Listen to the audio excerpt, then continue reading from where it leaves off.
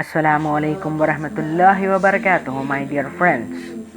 Today we are going to learn a golden moral. This golden moral is taken from the SEERAH of Quran. Come here and I will give you 100 she-camels.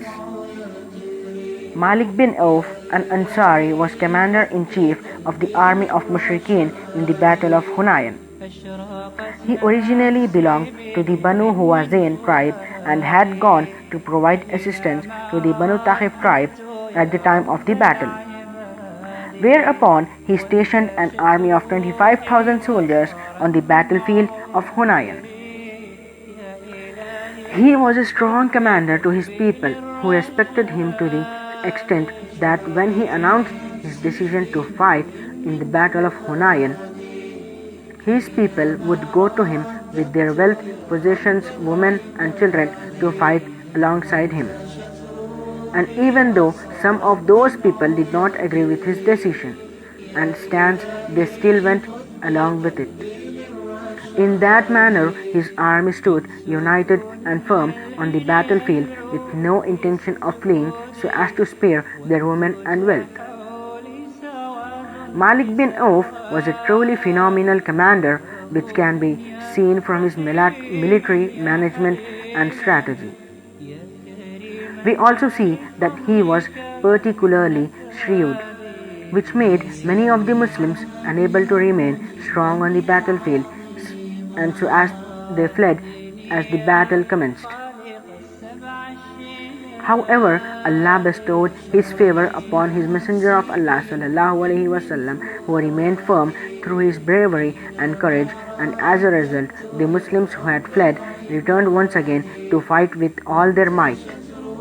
That day, Allah granted victory to the Muslim army, and hence Banu Taqif and Banu Huwazin fled defeated and humiliated. The commander of the army, Malik bin Auf, was among those who fled and sought refuge in the Banu Taqif citadel in At-Taif.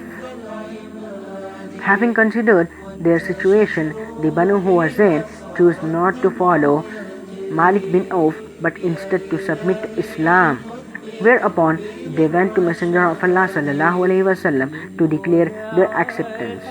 With that, the Messenger of Allah ﷺ returned their women and children to them. Here was Malik bin Auf, estranged from his tribe, defeated and desperate for some sympathy, rather compassion from Banu Taqif. He had no money or a single fellow tribesman by his side, and he greatly feared that the Banu Taqif would hold him personally responsible for the defeat that they suffered and therefore kill him. At that point in time, somebody had kindly and sincerely inquired about Malik bin Auf, and that person was the Messenger of Allah ﷺ, who asked Malik bin Auf's people, "Where is Malik bin Auf?" The people informed him that he had fearfully hidden himself away in the citadel of At-Taif. Of course, the Messenger of Allah ﷺ carried tremendous mercy and compassion in his heart for humankind, to whom he had been sent, and so instead of gloating before his defeated enemies, he said, "أخبروا مالكا أنه إن آتاني مسلما رددت عليه أهله وماله وأعطيته 100 مني الإبل." Inform Malik that if he comes to me as a Muslim, I shall return his family and wealth to him, as well as giving him 100 she-camels.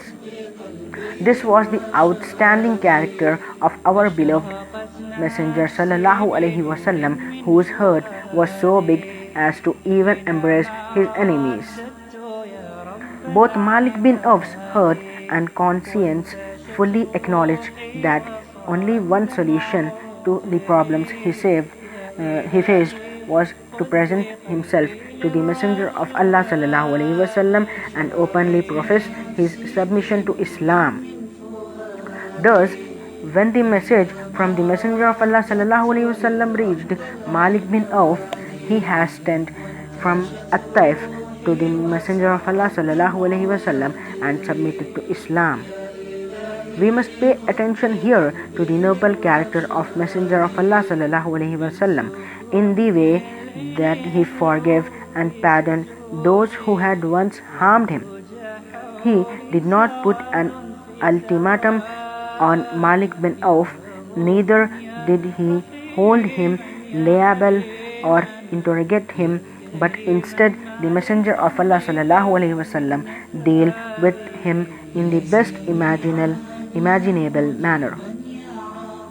It follows that Malik bin Auf resumed his role as the chief of Hawazin, and he was commissioned responsibility over conquering at Taif.